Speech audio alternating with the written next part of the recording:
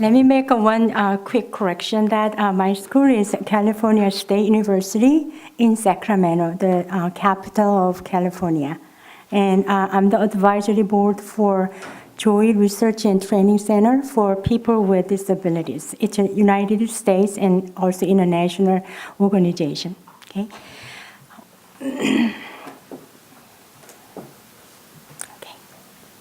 Well, it's an honor for me to be here with the scholars and educators. And I, from the early age of my life, and I wanted to be a teacher. I knew that I'm sure I wanted to be a classroom teacher.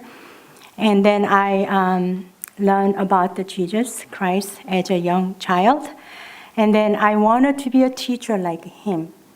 Jesus Christ, he is the best teacher in the whole world, right?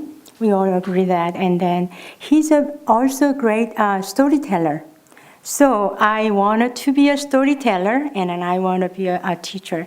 So that brings me here today. So I'm going to tell a story today, and also I'm going to share my experience in disability ministry. So what's the Christian education to do with the work I do as a professor in special education? Yes, I'm a professor at the university. My department covers special education, also school psychology and rehabilitation and depth studies. So we work for the teachers who teach children with disabilities. Let's look at the compass and scope and anchor and everything I just intentionally deliver to you today to check on us why we are here today, this afternoon. We've been talking about accreditation and school quality and educators' quality and Christian education definition and everything we've been talking about. But with that, at the end, first session that somebody asked, so where are we going from here after this session? Yes. Where are we going here as a Christian educators? We wanted to look at the direction, so let's check on the objectives. I want to identify there are different levels, all of us as an individual, to do something after this conference.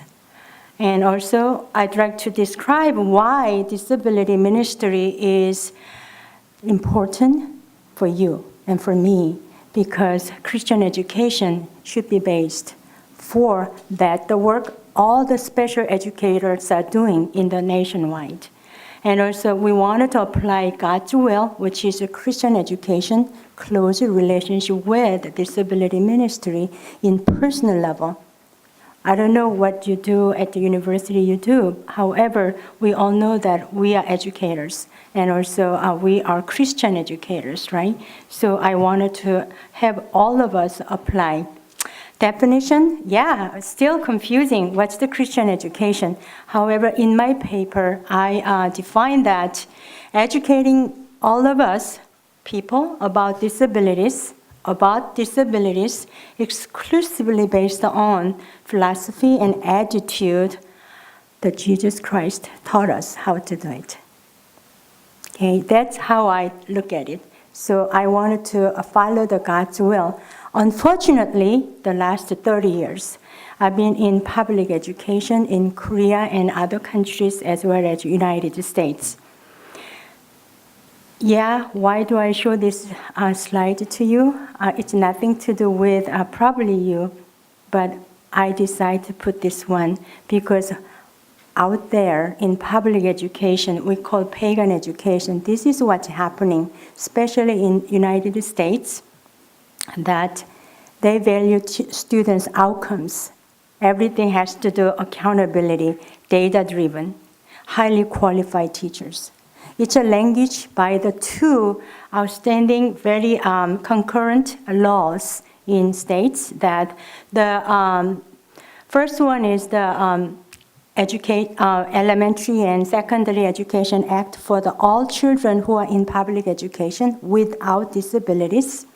And Individuals with Disabilities Education Act is for the individuals with disabilities in public education.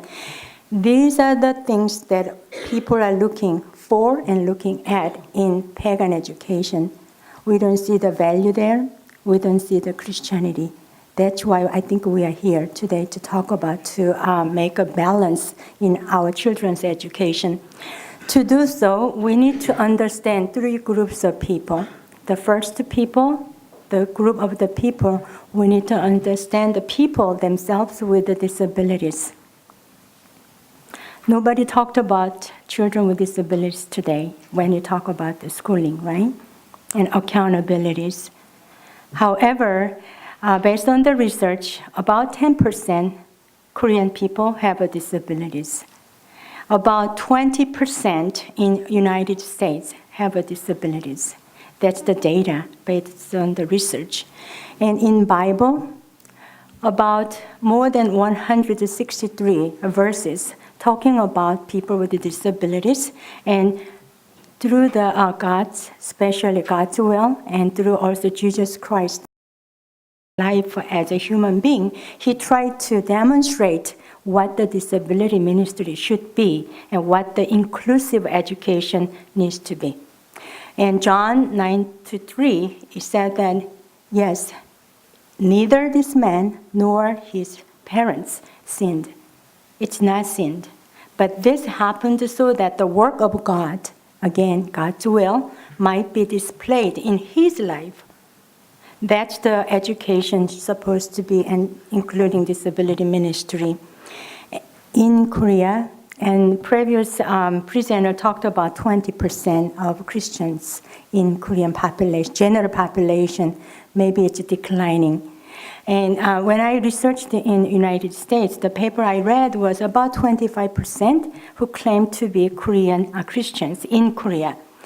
But amongst them, merely 3 and 5% of those with disabilities identified as such, which means very, very small number of people attend to church or are practicing Christianity. We need to do something about that. Second group, I know I cannot read the paper because those two letters written by parents of children with disabilities and started in 1970s, up to now. These two letters are very popular in the States, that whenever I teach the teachers about the parents, how they are getting through accepting and angry, and also especially later on their life, then enjoying having child with disabilities in their life. It's through these letters I can teach them, but I include both letters into proceedings, so I want you to read that. And then the third group is at the centers and churches. Probably you will be very familiar with this group. And I think I covered that, but in Korea, the first disability ministry started by the minister Rosetta Hall, and she was able to do disability ministry by teaching the Bible in Braille to a blind girl named Bongne Oh. And then now, when I left Korea for studying in States, 1987, at that time we had only 6 universities offering special education as their major. When I came back later on, now I heard that more than 26 universities are, offering special education, including Nazarene University. Personally, One Mind Group is an individual level, and then King's Family is a family level, and then Joy Center for the Disabled, these are the kind of community center level, okay? And these are all truth. And One Mind Group, I began meeting with the parents 1998, and now we have a parents support group, and people have individuals. The members of children all have disabilities attending to public schools in the United States, especially California. Now we have 3 parent support group in California, and we meet for the Bible studies, and we try to understand how Jesus talked about what God wants us to do with disabilities, what's His will in our lives, and through the powerful stories, right? And then we do a lot of seminars through the community, and we even go to professional I'm talking about the pagan conference, international conference in the States with my parents. And then we go to a we talked about our successful stories when you educate the people with disabilities, what happened. And then we try to share God's will for people with disabilities as well as others so that they can apply God's mission in their lives. And then we go out different places, and then some of them grew up, and then they right now attending to universities with disabilities, of course. And then some of them they went to the seminary and became pastors, of course, with disabilities. King's family, they adopted, I am good friends of them, and then Charles and Donna are just, typical parents. Christian mom and dad, they had 3 children, and then they started to adopt the children from all over different countries. What's amazing is that they tried to adopt the children with disabilities from profoundly disabled conditions. So, and then they adopted a lot of Korean children, especially with disabilities. And look, I want you to meet those families. These are all one family. And they live in LA area. And through their work in the community, and just to exemplifying that, how they just live as a Christian couple, Christian families, they help many community people who wanted to come to the Jesus Christ, accept the Jesus Christ as their Savior. And of course, Christian education is the base. They value the Christian education a lot, and then they study and they teach. And these children are growing up, and they are doing independent work right now. Okay, and lastly, the Jewish Center for the Disabled. This is the center founded a theological principle that's serving people with disabilities. We started 10 years ago in LA area, Orange County. But now it's going to the internationally. And a lot of things we do. And then if you just click the Joy Center for the people, for the disabled, just online, and then you get to learn about what this center has been doing. And what we believed in is God's given mission field is disability area. The people in states, again, 20% of people have disabilities. Here, 10% of people claim that they have disabilities. Thank you. Okay, and they wanted to help people, and so I am going to emphasize the kingdom ministry. Somebody talked about kingdom ministry today. Kingdom ministry is inclusive. It's not exclusive for the people with a healthy body and healthy mind.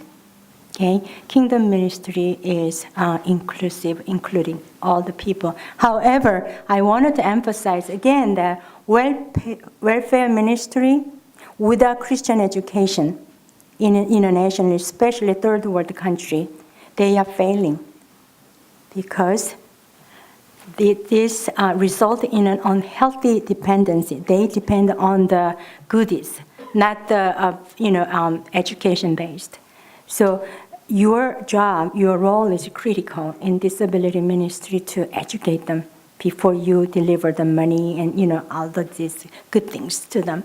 Okay, we have been going to different places. Now, I wanted to just show that in some of the places we've been there. This is the Chengde in China, where all the children with a hearing impairment. Okay, and this is the one session, and I was teaching the teachers in English, and then translated into mainland Chinese, and then Chinese to also the official sign language. And then official sign language to local sign language. So 4 interpreters are simultaneously working to train the teachers to teach the children with impairment. The young children learn about Christianity because we talk about, whenever we deliver the instructional strategies, it's all based in Christianity. It's from the Bible. Okay. We also went to the Cambodia and Vietnam, different countries. We are building the House of Joy to educate the orphans in orphanage so that we can do, again, Christianity evangelism. Okay, so I'm here to just share briefly about my life in 30 years of my experience in 20 minutes. But the most useful method for serving people with disabilities is disability ministry. I need your help, the Christian educators. Thank you so much.